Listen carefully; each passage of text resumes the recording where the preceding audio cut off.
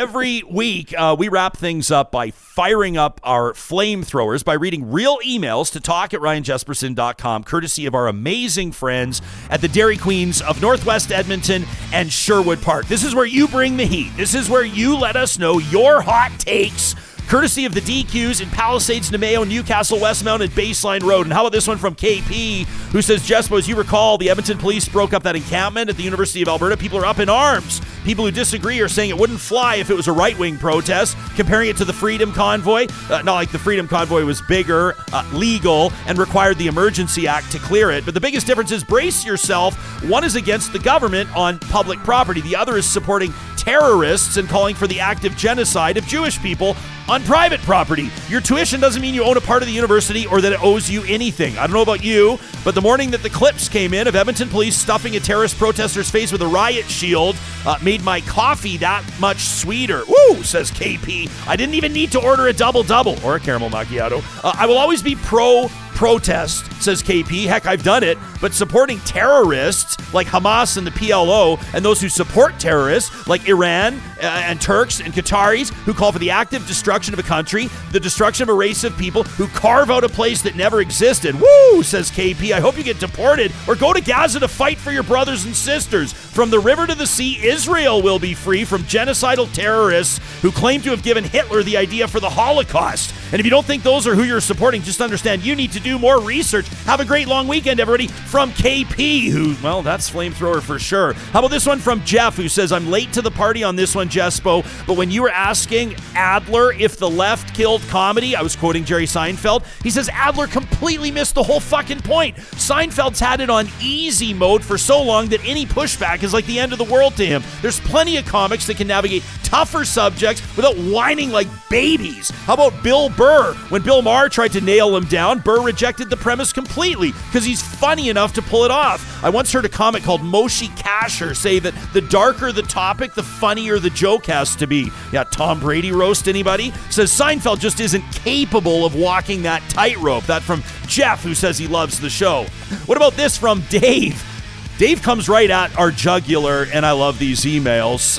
Dave, known a.k.a. Tranquil Vibration, says, I don't know who to touch on first, Jespo. The sensitive assholes who can't let life and laughter flow naturally. He's talking about the Seinfeld stuff. Or the next biggest comedy show in Canada with Justin Trudeau and his merry band of clowns. So I choose the latter, but with a twist. I aim straight for the guy playing security for the clown show. Who did Jagmeet Singh think he's fooling by believing that anybody thought he was going to vote against his pension? And here's what hurts me the most. We got a bunch of desperate imbeciles using serious topics to play wedge politics like contraceptives and diabetic medication and much more. We all know the so-called pharmacare plan is nothing but a useless tool with which the NDP and Liberals intended to use to try to make up the 5 points in the polls they so desperately seek. And a word of caution to wrap up, says Dave. He says, I think you're spending way too much time with our dear old Uncle Chuck. He's talking about Charles Adler. Says, I can see you're learning some of his slimy old tricks when you throw to the clips that you play as how you narrate them regarding the whole wacko name-calling fiasco when Pierre called Justin Trudeau a wacko. He says, you so happen to admit the Prime Minister's. You omitted the Prime Minister's insult, calling Poilievre spineless, says Dave. He says, but no hurt feelings. It's all love. At the end of the day, you're an entrepreneur. Whatever keeps the ears, the clicks, and of course your friendly relationship with the Prime Minister's office. In fact, he says, I truly respect your loyalty. Heck, I'd help out a desperate friend who's failing at their job too. That from Dave, who's coming at me and Charles.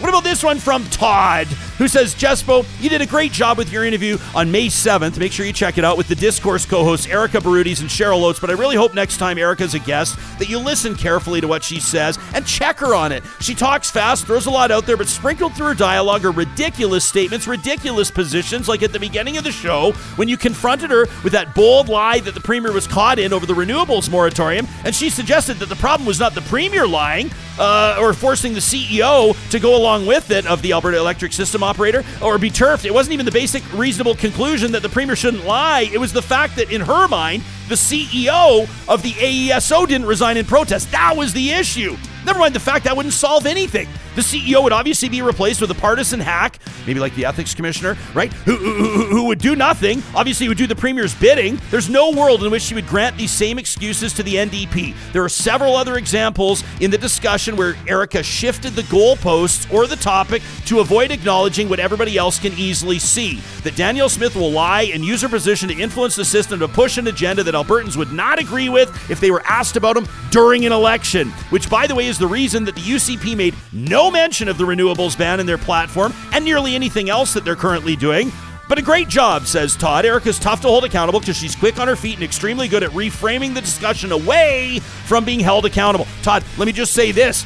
There are misrepresenting facts, and then there are opinions. And whether or not you like Erika's opinion, I call her on them. You don't have to agree with her, but we bring guests on that we know will have opinions that not everybody agrees with, because that's the whole freaking point, right? Back to Ron, who says he has some strong feelings. Says, Jespo, everything I hear from the leader of the opposition, Pierre, Poilievre, has me wishing for better options, and bless those folks you had on trying to start up this new Canada Future Party. There's no third way centrist party that's going to come to the rescue. Let's be honest, says Ron. In the next election, we're choosing between a guy who's been there way too long and a guy whose whole vision for Canada is based on bullshit, buzzwords, grievance, and misinformation. The one thing I can't stand is about how Pierre talks. He's a preppy, haughty, toddy conservative from the outskirts of Ottawa, first from Calgary, says feigns concern for the plight of Western Canada, but not a thing will change under him. He can't even be bothered to go on podcasts to be interviewed because he's too afraid to be challenged. It's true. Pierre Poilievre has said no to us 6 times. As a matter of fact, he hasn't said no. They just haven't got back to us. But you know what? I heard a credible rumor that Pierre Poilievre, this is Ryan talking now, said no to meeting with the Irving family, the most powerful family east of Toronto. He said no to meeting with the Irvings. So something else is at play here. Let's get back to Ronnie's email. He says it's clear that most voters in this country cannot accept another 4 years of status quo, and that's as much on the stale liberal brand as it is on the resurgence grievance policies of the Conservatives. You said it yourself, Jespo, in a recent episode of Real Talk, questioning the idea that the next election will be won on the promise of hope and change. It won't. He says, remember these words, Ryan, says Ron. The Conservatives will form the next government due to hubris, complacency on the part of Trudeau and the Liberals. Thanks for always keeping me informed. Real Talk is an invaluable resource that I consistently come back to. Ron, that's music to our ears. And here's one to Rene. And we save this for the end because Rene's writing in from Fort McMurray, and we just want to send love to Fort McMurray. We're thinking about you guys, and obviously the rest of Alberta is ready to open up our arms to wildfire evacuees. Rene says, Jespo, here's a heat seeker for you. No pun intended with all that's happening in my hometown. He says, I enjoyed your interview with Gil McGowan after he pulled out of the NDP leadership race. His brand of politics certainly doesn't align with mine, but I was struck by his passion for the common working person, urging his party to shift its focus back to that important demographic. At the risk of stoking anger, I would say that the late Tommy Douglas would not recognize the party that he once led. It seems to be more preoccupied today with technocratic, burgeoning bureaucratic classes than those wearing actual blue collars. Rene says, like the comparison or not, I think that Gil McGowan and Pierre Poilievre have caught on to something with a tectonic political shift coming along the political class to curry favor with that group. If Mr. McGowan is listening, he should take that as a compliment, and all the best to him in the future. Which leads me to my next point, Jespo. Your guest, Max Fawcett, stoking fears on your March 28th show that trade tariffs are going to come raining down should Americans resurrect the Trump presidency. Despite Mr. Trump's penchant for bloviations, and there's far too many of them, everything I've heard from him is about fair trade between nations, not the free ride that some have. So if there's anything we should pay attention to, the talk of tariffs, maybe cover the defensive deficit that the Americans have while we in the North continue to enjoy the free ride under a protective umbrella. If we don't meet our NATO spending based on 2% of GDP, we could find ourselves paying a steep price if our American neighbors decide the time has come for us to pick up part of their tab if we don't want to invest in our own military. Free ride or free trade, I'll take the latter. And with that, says Rene, I'm off repacking my suitcase, sitting by the front door should the call come in to evacuate. Rene, we're thinking of you and everybody else in the RM of Wood Buffalo. The Flamethrower, is presented by our friends at the DQs of Northwest Edmonton and Sherwood Park. Make sure you cap off your May long weekend with their brand new Picnic Peach Cobbler Blizzard treat. Make it a great long weekend, everybody. We're going to observe the stat on the Monday, which means we're back live Tuesday morning. We'll see you then.